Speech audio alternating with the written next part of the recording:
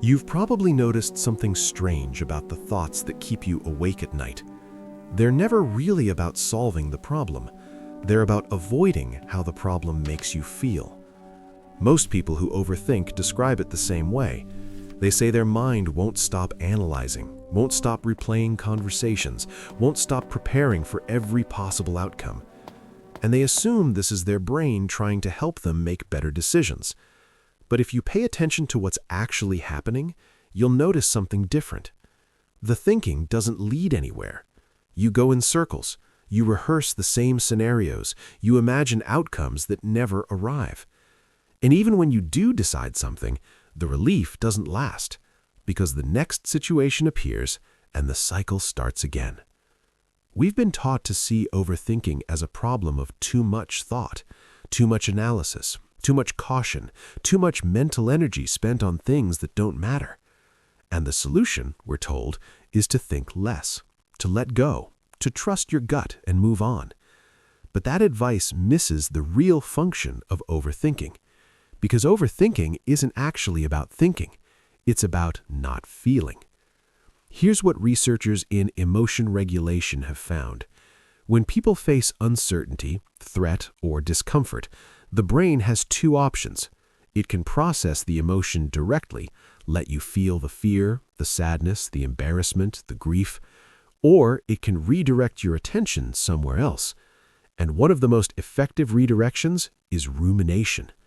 Rumination gives you the illusion of control.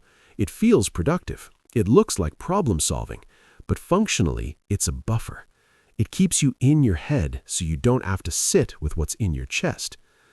Think about the last time you spiraled over a decision, a job you didn't know whether to take, a relationship you weren't sure how to leave, a conversation you didn't know how to start.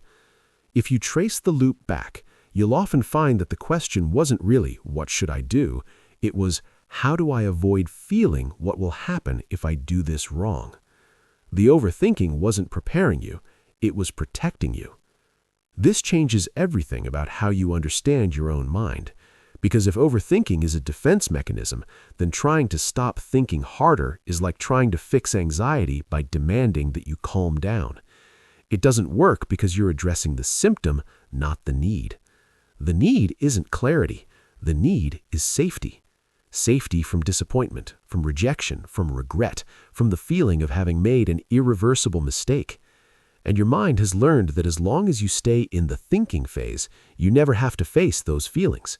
You never have to commit. You never have to be wrong. You never have to grieve the path you didn't take. So the loop continues, not because you're broken, but because it's working exactly as it's designed to. So what do you do with this?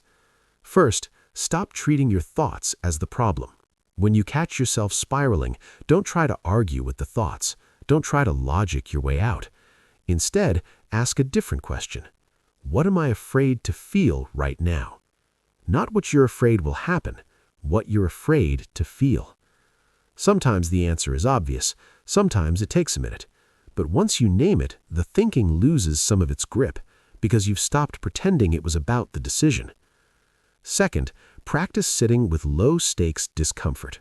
Your brain has learned that thinking protects you from emotion. You have to teach it that emotion is survivable.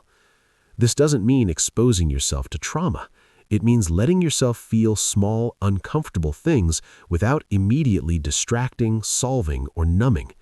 A moment of awkwardness in conversation, a minor disappointment, a feeling of uncertainty without rushing to resolve it. The more you tolerate those feelings, the less your brain will need to overthink as armor.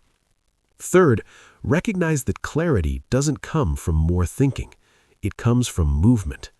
When you act, even small actions, the feedback is immediate. You learn what fits, what doesn't, what you actually care about versus what you thought you should care about. Overthinking keeps you in a simulation. Action brings you into contact with reality.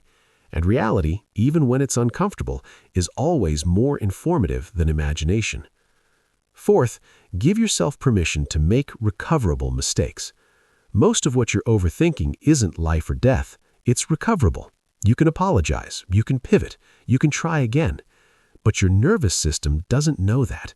It treats every uncertain decision like a threat to your survival.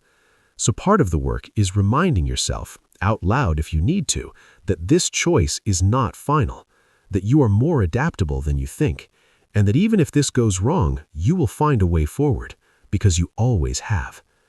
Overthinking isn't a flaw in your wiring.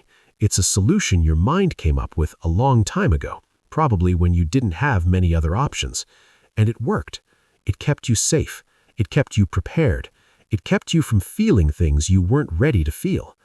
But at some point, the cost of that safety becomes higher than the risk of letting go.